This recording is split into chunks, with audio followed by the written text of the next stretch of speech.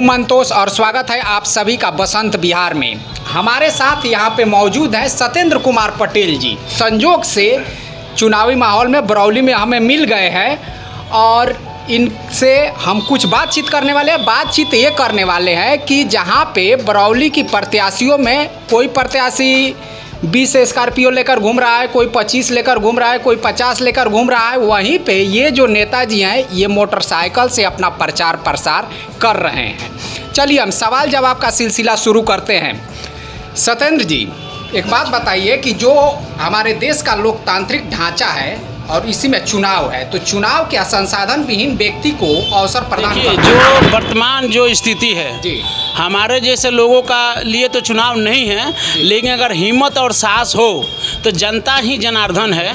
जब मालिक जनता ही है और जब उसके बीच में जाना है और जब जनता ही के द्वारा सब कुछ चयनित होना है तो बेपूंजी का भी जनता के बीच में जाकर चुनाव लड़ा जा सकता है, आशीर्वाद प्राप्त किया जा सकता है। देख रहे हैं रास्ते में कितने स्कॉर्पियो बिल्कुल धड़ल्ले से चल रहे हैं, प्रचार प्रसार कर रहे हैं। लास्ट दिन है इसमें अब आप कहाँ ठहरते हैं इतने संसाधनों के बीच में? देखिए, सच्चाई है कि पैसा का जहाँ तक बात है वहाँ पर मैं नहीं ठहर पा रहा हूँ, लेकिन मुझे जनता के बीच में जाना है और जनता को निर्णय करना है और उसमें गाड़ी कोई फैक्टर नहीं है। सच्चाई यही है कि जनता जब वोट करेगी, आप मानते हैं कि चुनाव में जो संसाधन है वो भी मायने रखता है? एकदम श्योर मायने रखता है। बहुत सुलभ जो हमारे पास जो अभियान का है, जो अभियान करने का जो क्रम होता है उसको बहुत सुलभ बनाने का काम करता है संसाधन। और जिसके पास पैसा होगा नहीं वो तो नहीं कठिन होता है। लेकिन हमारे लोग, हमारा इतिहास गवाह है, साक्षी है कि इस देश में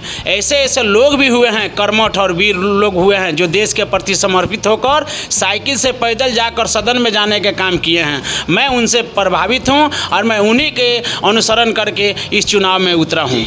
सत्येंद्र जी, आप ये बताइए कि आपका उद्देश्य क्या है चुनाव लड़ने का? मेरा उद्देश्य है बरौली में बहुत से यहाँ के लोगों ने बहुत पहले हमसे जो बुजुर्ग हैं, जो लोग यहाँ लड़ाई लड़ते थे यहाँ आपको अनुमंडल बनाने के लिए, यहाँ नगर पंचायत को नगर परिषद करने के लिए, और उसमें पूर्व में जब माननीय लालू जी का शासन हुआ करता था उस समय आकर एक आपको बाजार है रूपन छाप, वहाँ आकर उन्होंने घोषणा भी करने का काम किया था कि मैं बरौली को अनुमंडल बना दिया।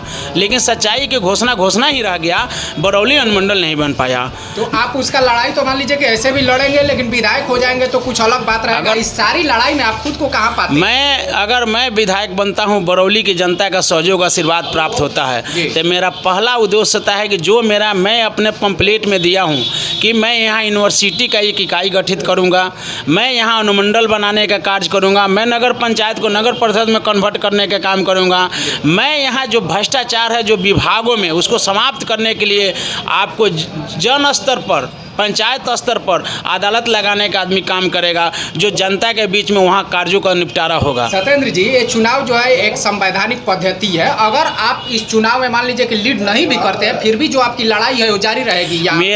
मेरा चुनाव जीतने से हारने से इस लड़ाई पर कोई अंतर पड़ने वाला नहीं है। मेरा जनता के बीच में मैं हूँ, मैं प्रण कर लिया हूँ, मैं ठान लिया हूँ कि मैं बरौली में ये काम मैं करूँगा, बरौली को अनुमंडल बनाऊँगा, नगर पंचायत को नगर परिषद में कन्वर्ट करूँगा, यूनिवर्सिटी का एक इकाई यहाँ गठित करूँगा। आपको यहाँ बांध जो है जो लाखों करोड़ों लोगों को प्रभावित करता है, छपरा तक के लोगों को प्रभावित करने का काम करता है। अरबों रुपया का जो फसल का नुकसान होता है, हजारों माल जो मवेशी है उनका जान चला जाता है और जो इससे तबाही होती है, सारा सिस्टम तबाह हो जाता है। उस बांध को नव निर्माण के लिए, नदी के सफाई के लिए मेरा संघर्ष जारी रहेगा। चलिए सत्येंद्र जी, आप लास्ट में बरौली की जनता से क्या अपील करना चाहेंगे? मैं कहूँगा कि मैं बरौली का बेटा हूँ, मैं आपका जो मेरे उम्र का है मैं उनका भाई हूँ, और मैं कहूँगा अपने बहनों से, माताओं से, भाइयों से और मेरे जो गार्जियन हैं उनसे कि मेरा साथ दें और ताकि मैं दुगुने साहस से और मैं लड़ूँ।